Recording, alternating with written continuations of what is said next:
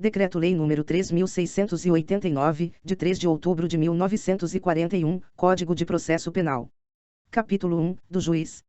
Artigo 251. Ao juiz incumbirá prover a regularidade do processo e manter a ordem no curso dos respectivos atos, podendo, para tal fim, requisitar a força pública. Artigo 252. O juiz não poderá exercer jurisdição no processo em que 1. Tiver funcionado seu cônjuge ou parente, consanguíneo ou afim, em linha reta ou colateral até o terceiro grau, inclusive, como defensor ou advogado, órgão do Ministério Público, autoridade policial, auxiliar da Justiça ou perito. 2. Ele próprio houver desempenhado qualquer dessas funções ou servido como testemunha. 3. Tiver funcionado como juiz de outra instância, pronunciando-se, de fato ou de direito, sobre a questão. 4. Ele próprio ou seu cônjuge ou parente, consanguíneo ou afim em linha reta ou colateral até o terceiro grau, inclusive, for parte ou diretamente interessado no feito. Artigo 253. Nos juízos coletivos, não poderão servir no mesmo processo os juízes que forem entre si parentes, consanguíneos ou afins, em linha reta ou colateral até o terceiro grau, inclusive. Artigo 254. O juiz dar-se-á por suspeito, e, se não o fizer, poderá ser recusado por qualquer das partes. 1. Se for amigo íntimo ou inimigo capital de qualquer deles. 2. Se ele, seu cônjuge, ascendente ou descendente, estiver respondendo a processo por fato análogo, sobre cujo caráter criminoso haja controvérsia. 3. Se ele, seu cônjuge, ou parente, consanguíneo, ou afim, até o terceiro grau, inclusive, sustentar demanda ou responder a processo que tenha de ser julgado por qualquer das partes. 4. Se tiver aconselhado qualquer das partes. 5. Se for credor ou devedor, tutor ou curador, de qualquer das partes. 6. Se for sócio, acionista ou administrador de sociedade interessada no processo. Artigo 255. O impedimento ou suspeição decorrente de parentesco por afinidade cessará pela dissolução do casamento que lhe tiver dado causa, salvo sobrevindo descendentes, mas, ainda que dissolvido o casamento sem descendentes, não funcionará como juiz o sogro, o padrasto, o cunhado, o genro ou enteado de quem for parte no processo. Artigo 256. A suspeição não poderá ser declarada nem reconhecida, quando a parte injuriar o juiz ou de propósito der motivo para criá-la. Capítulo 2, do Ministério Público. Artigo 257. Ao Ministério Público cabe 1. Promover, privativamente, a ação penal pública, na forma estabelecida neste Código, e 2. Fiscalizar a execução da lei. Artigo 258.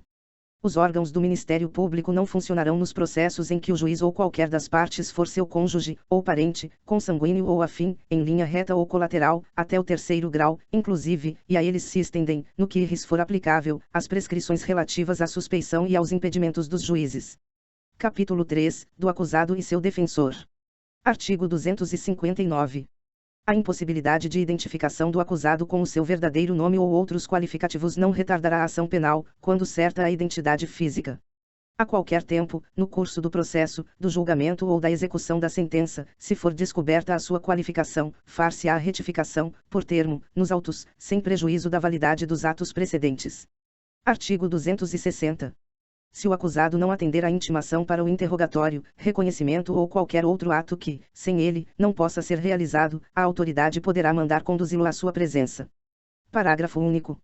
O mandado conterá, além da ordem de condução, os requisitos mencionados no artigo 352, no que lhe for aplicável. Artigo 261. Nenhum acusado, ainda que ausente ou foragido, será processado ou julgado sem defensor. Parágrafo único. A defesa técnica, quando realizada por defensor público ou dativo, será sempre exercida através de manifestação fundamentada. Artigo 262. Ao acusado menor dar-se-á curador. Artigo 263.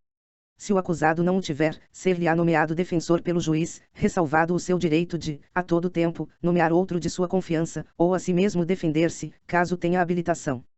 Parágrafo único. O acusado, que não for pobre, será obrigado a pagar os honorários do defensor dativo, arbitrados pelo juiz. Artigo 264.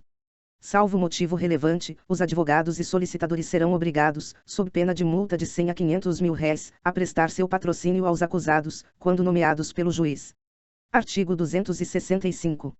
O defensor não poderá abandonar o processo senão por motivo imperioso, comunicado previamente o juiz, sob pena de multa de 10 a 100 salários mínimos, sem prejuízo das demais sanções cabíveis.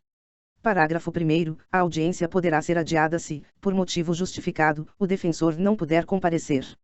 Parágrafo 2º. Incumbe ao defensor provar o impedimento até a abertura da audiência. Não o fazendo, o juiz não determinará o adiamento de ato algum do processo, devendo nomear defensor substituto, ainda que provisoriamente ou só para o efeito do ato. Artigo 266.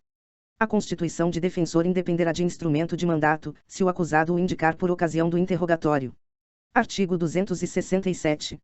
Nos termos do artigo 252, não funcionarão como defensores os parentes do juiz. Capítulo 5. Dos funcionários da Justiça. Artigo 274. As prescrições sobre suspeição dos juízes estendem-se aos serventuários e funcionários da Justiça, no que lhes for aplicável.